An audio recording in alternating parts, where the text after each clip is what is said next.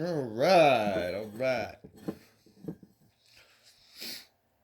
Just pouring my first little cup of Joe here on this fine day into my lucky little coffee cup. Yeah, yeah, it's a good cup. It's green, classic like home coffee shape, not like the diner shape, but the home coffee cup shape. It's green. Got it covered in stickers, old ski stickers, some wakeboard pictures, or I mean wakeboard stickers. Yeah, used to keep my toothbrush in it when I was a kid. It's just been around the block.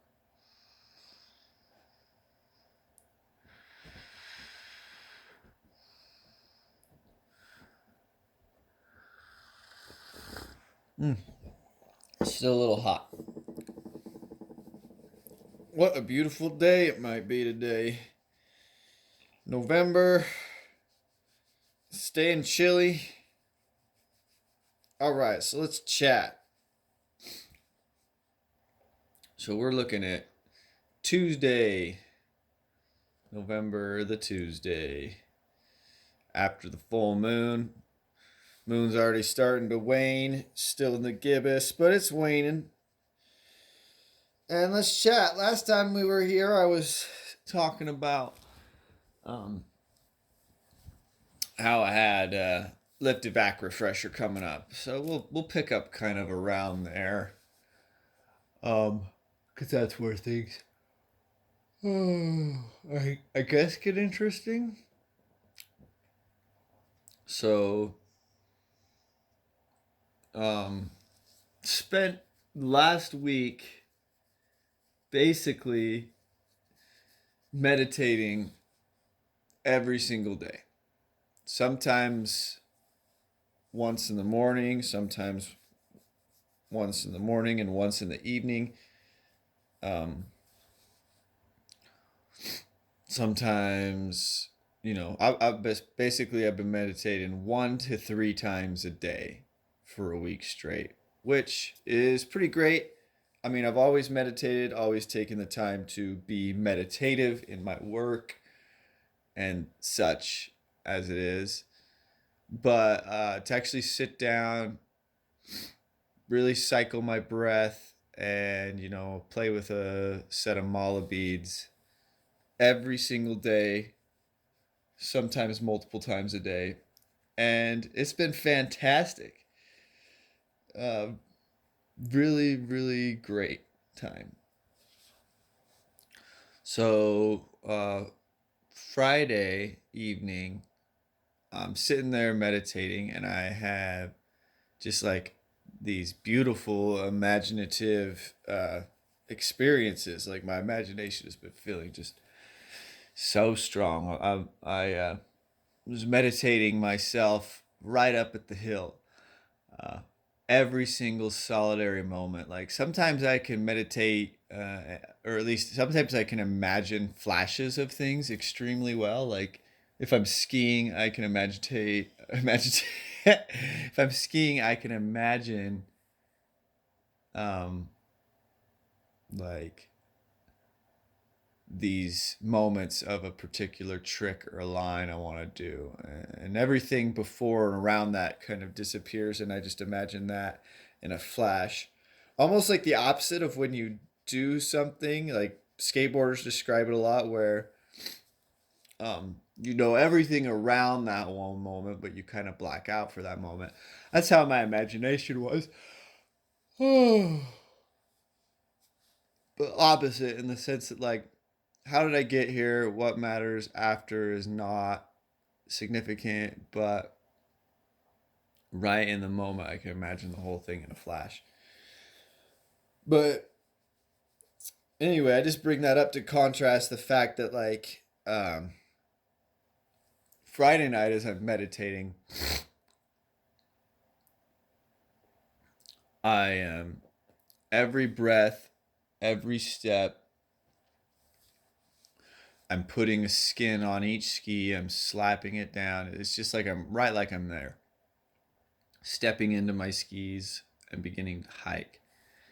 And I was hiking out to the playground via the gully of milk and out Yahoo, and every single step, every single breath, cycling as I meditated.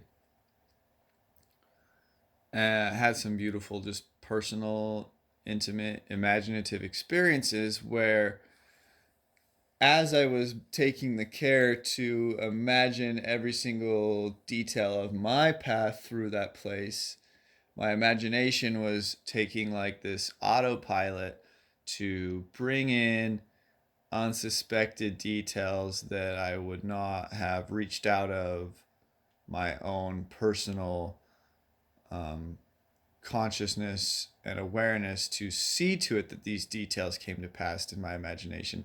But then my mind just began to fill all the empty spaces of my meditation. Excuse me.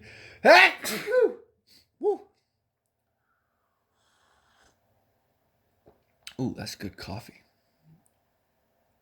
Should have grabbed a coaster. Anyway, so that was really beautiful, and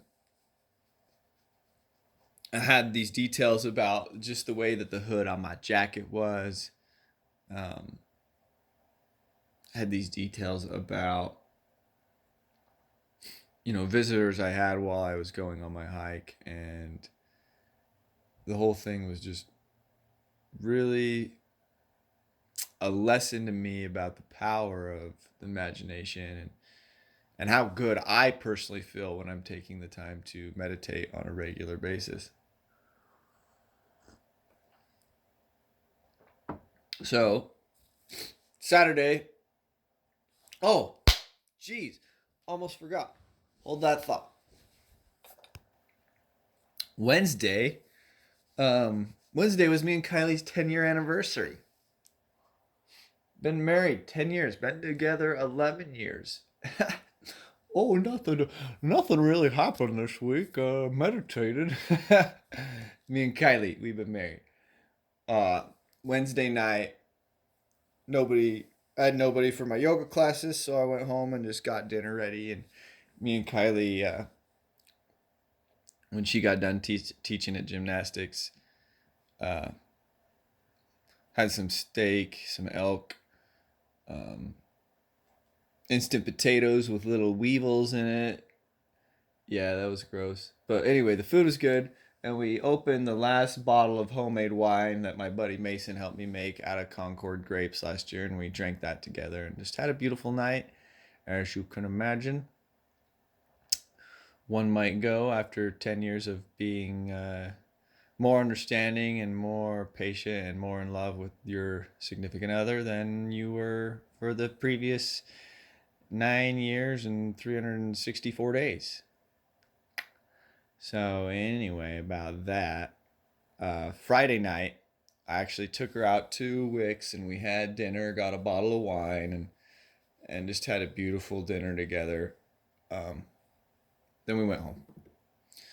So Friday night, meditating, these things happened. This was all post dinner. Um, Sketched a little bit of my sketchbook, showed Kylie some ideas that I had about jacket designs. We're in the process of making a little bit of a custom jacket for myself, basically sticking with one of my original uh, Scholler Coswell jackets because I just love the fabric. The sea change fabric is unbeatable in winter gear. Anyway, but we've been talking like a lot of gear talk in regard to that since she's been, sewing.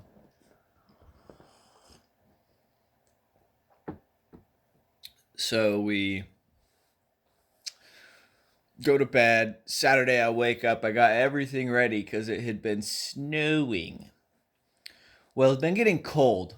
It hadn't really snowed yet, but I went to bed Friday with the feeling that it was going to snow and that it was going to be cold and snowy for our lift evac training. I wake up. First thing I do when I wake up is hop on the webcam for Pomerelle. Sure shit, it looked like it snowed a lot. So I snatched up all my ski stuff. I had everything already packed, but Snatched up my skis and threw them in as well. Figured, well, if there's not enough snow to ski or go for a little hike, that's fine. At least I'm practicing lift evac in the real deal. Got my ski boots on, all the shit. So, um, go to the yoga studio, go to Root Plus Rise Wellness, and I teach the Saturday morning class. There's a Saturday morning class, and we just cycle through who teaches it. Last week, I was supposed to teach, but then remember, I wasn't feeling very good, so I bowed out. Kylie took my class, and Saturday just passed. I taught, and I had 11 beautiful ladies come in. One first timer, one girl who I recognized with one of my good friend's stepsisters, and who looks like she's learning. I mean, we're all learning as yogis, but she's particularly learning at the moment. And then Christina came. Christina owns the studio, and she hadn't been to one of my classes yet, and she arrived, and it was beautiful. Um, and we had a great class, and I taught the concept. It's the very first Yoga Sutra. The Yoga Sutras from Patanjali, they're basically the linguistic threads of yogic philosophy. And it is in Sanskrit, as you might imagine, if you know anything about that. Less backstory, more meat from here on from me. And it goes like this. And I didn't get on the internet and go, how do I pronounce this? I got into the book, I got into the pronunciation guide, and I worked my way through this, and this is what I've come up with. The first Yoga Sutra of Patanjali is Atta Yoga Nashusa. Oh, goofed it up. One more try. Atta Yoga Nashusasanam. Nope, that was too many Atta Yoga Nashusanam.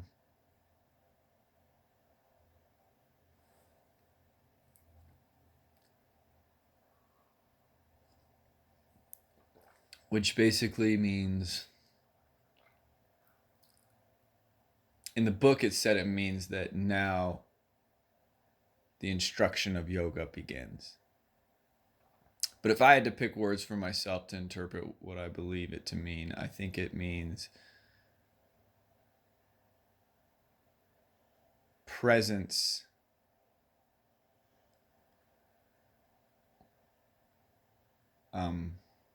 being present is the science of the body. And I taught this concept to my class and basically put into language the idea that yoga is a science. And the way we practice it is the way that a scientist who has not been soiled by the schools of thought and of society, but the scientist who really cares about nothing but the data and the facts. To do yoga is to practice this in our own body and to conduct experiments with the asanas to see what it feels like to be in your body, your personal body. And I taught that, had a beautiful class, and then I had a few little chit chats with Christina, and then I was on the road catching up because I taught that class at 8.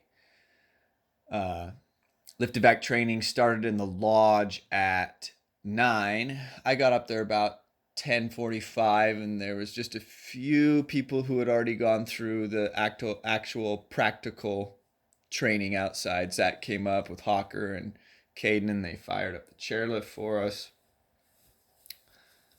Still blowing my nose a lot, but I feel way better than I did last time I was on here. And we did lift evac training. So I got right up into the parking lot, threw down, put my boots on, had my ski gear on, and just tossed in on the skis and hiked right up there and got in line and did the thing. Got to see my good friend's dad, Mark Shockey, chatted up with everybody, got everything all done up, had some coffee in the lodge, some lemon poppy seed muffins, chatted with Zach for a while and Trent, and then Trent went and threw on his boots because obviously, like the conversation go to something like this.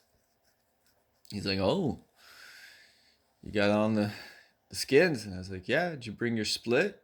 And he kind of smiled at me, like, you know, what's an expression? Do telly skiers free the hill? I don't know. He gave me that look, and he's like, "Yeah." So after everybody bounced out and we got our chatting with our friends done, we threw on the skis and we went for a hike right up the Goliam Milk, out Yahoo, and first walk of the year together. We didn't get too many in together last year, but Trent is my absolute favorite person to walk with. And yeah, Shanti went along for the walk. She did great. All the swimming that we did this summer really got her in good shape. Got her feeling trim, got her joints feeling good. She kept up no problem. About 8 inches of snow, 8 to 9 inches, a little wet on that first like 4 or 5 layer. And then on the top was a little more dry. We basically went out to the Yahoo Hill on the way to Twin Lakes, kind of walked through and up Twin Lakes Run. And then we took a hard left, jumped on the service road, popped out where the upper entrance to Yahoo is, snuck up a little bit higher on the Milk, and then we just laced up some helixes on Milk. And it was good turning. No scrapies, no hard turns. We just wiggled our butts, you know. He was on the board, I was on the skis, and it was beautiful.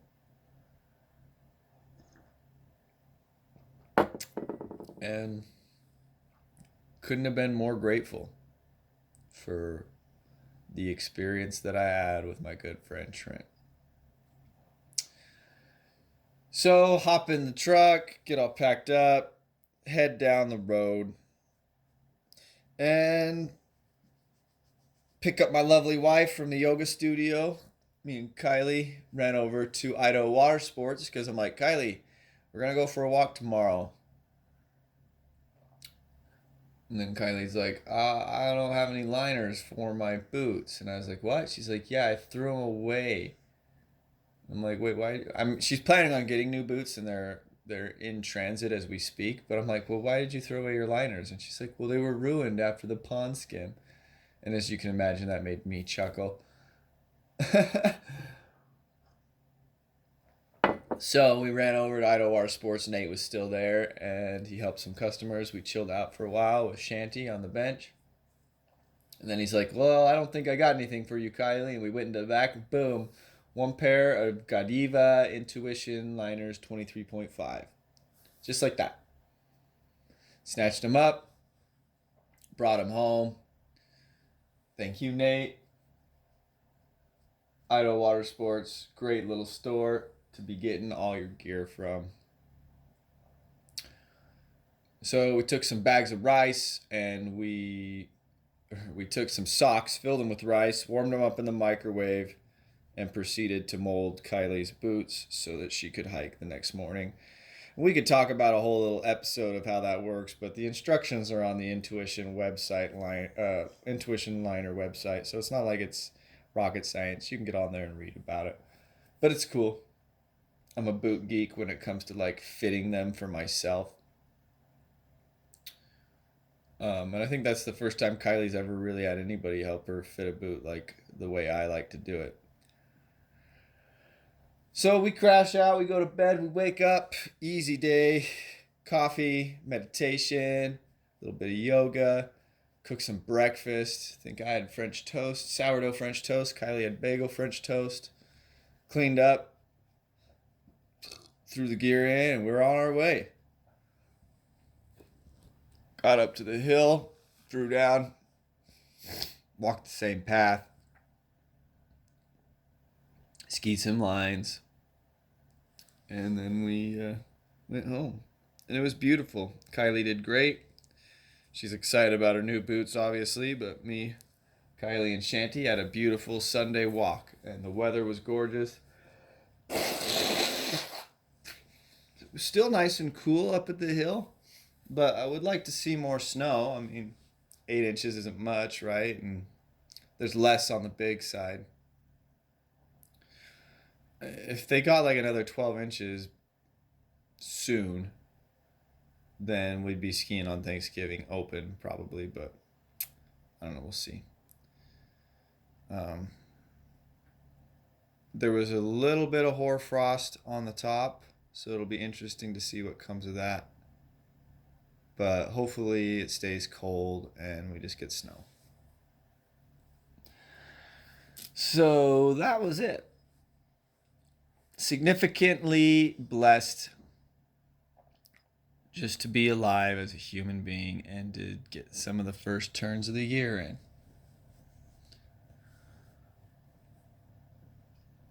Um, so Monday comes, feeling good, meditating, going to work, having a beautiful day, and then Monday nights is Christina's yen class. It's sought after, it's beautiful, people love it.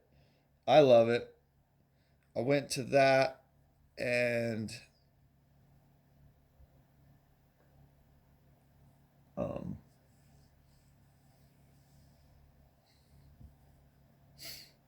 had had a great yin practice, and about a quarter or a third of the way in, I mean, I was feeling grateful, just between Kai's and I's anniversary, um, teaching yoga Saturday, hiking Saturday and Sunday, just feeling really grateful about things, feeling obviously way better than I did the weekend before and that Monday. So I'm just like full of this gratitude, right? And I'm feeling that inside of me as we're doing this practice. And tears just start to flow from me. These tears of like, not happiness tears, not sadness tears, but tears of just this ultimate fluxating gratitude that's just like coming in waves, and each wave like sets in the ocean is getting more and more powerful until they start to drift back away. And Christina had guided us through some moves, um, told us to take whatever move we wanted. I took myself a little pose, and I was just so full of gratitude. And once again, my imagination was taking me to these beautiful places, which for me was such a treat. Sometimes my imagination, and as I'm sure maybe some people can relate and other people don't like to admit that they can relate, but lots of times my imagination goes to places I don't like, and I spend time thinking about scenarios and outcomes that are pointless and don't feed me. So here at this yoga class last night, Monday night, I am just totally filled with gratitude, and my imagination is placing me in these meditative states of being that I am full of gratitude. Um, I I guess it's appropriate to share. I don't see why not. I was out skinning again. It's where my mind has been taking me recently, but I was skinning with Trent again, and we were standing on top of this particular spot that we love to go up at the Howell Canyon complex. Like I said, like I said, still blowing my nose a little bit. Anyway, we're up there, and we're like, in my imagination, we're like older men. We made it. We're still walking. We're still out there walking and talking and just enjoying nature. Because first and foremost, it's, as he likes to say, my good friend Trent, it's not really about what you do when you get there. It's just about getting up there. And I couldn't agree more. And he's one of my favorite people to get up there with. And we were just standing up there, and we were looking back like we were looking back on our whole lives. Anyway, I don't know. It's just a weird, beautiful, special, meditative place to be in. It gave me so much gratitude. looking back at just the last few years and how blessed I have been to be a human being at this time now, and how amazing and fruitful and exciting my life has been, and how I've been blessed to realize how many people look after me, how many true friends I have that really have my back. And obviously, Trent and Kylie being some of the best in that whole selection. There's others in there of notable repute, but my experiences were with Trent and Kylie because they were my recent ones.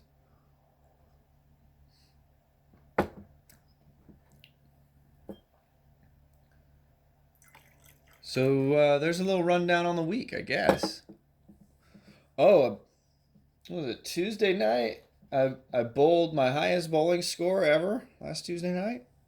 I've been trying to break over the 200 two digits for a minute, which means I've been, I guess what I'm saying, the way I'm explaining that is like I bowled a few 209s, I've bowled a few 204s, but last Tuesday night I bowled a 214s. I was stoked. My cat Sam is underneath my ski jacket. I'm sitting here um, in Butterfly on the music room floor at the coffee table, and my ski jacket's laying on Grandpa's couch, and Sam just crawled under it, and he's sitting here listening to me talk, and he's laying under my jacket. Silly little cat. So anyway, that's the rundown on the week. That's what went down, and I'm sure I have some things to say about all that. But I did this the other day. I gave a rundown on the week previous, and I was recording on a different platform, and I looked down and it had stopped recording like at the 10-minute mark or something. And like right now we're at 27 minutes in, right? So as you can imagine, I was just talking to myself like I am now, but not recording the evidence of it. Point being is this is the same way I went about kind of gathering some thoughts before I went and talked about other things last week. Just sipping my coffee. We're still pretty new at this. But yeah, the lesson is that I came a week ago into this space being like, God damn it, I feel so much better when I'm meditating and drinking less. And I just went through a whole week of meditating more and drinking less, and I felt fan fucking tastic. And work's been great. Post work's been great. Meditation's been great. My yoga's felt amazing. It snowed enough to ski. And I'm hoping it snows more so I could be skiing on Thanksgiving Day. I mean, we'll probably go up and make a little hike and some turns, but man, I'd love to see the list clicking. They're all ready to go. Just need the snow.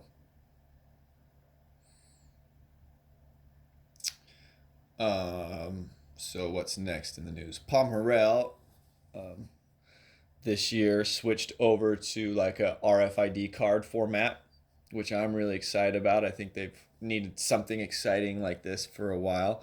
They sold, oh, and not only that, they've set up an online purchasing program. For the last some odd years of my youth, since I was a little boy, and now being a 33-year-old adult, this year was the first year ever in 2021 that a person could get online and buy their season pass, just like if they were getting online and buying something on Amazon or The House or Tactics or such as that. So we're moving up, we're going places. Got an RFID card system, which is the card that's got a code, a magnet code. You stick it in your jacket, boop, scans, pops up, shows the whole bill. People around here are afraid of change, whether it's for good or for bad. They tend to just be afraid of change. Got a lot of people who are worried about the RFID card. How does it work? You mean it's just a one time use? What if I lose it?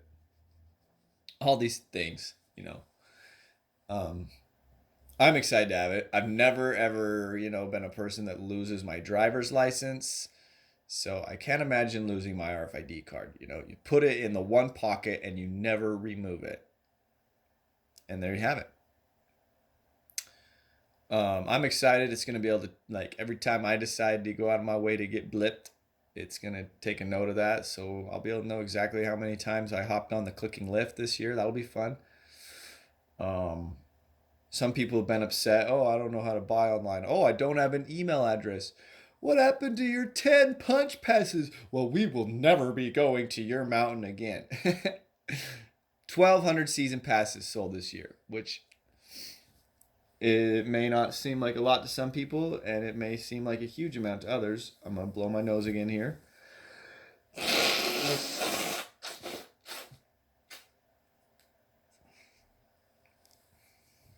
There's been some years where Palmerel has barely sold 400 season passes.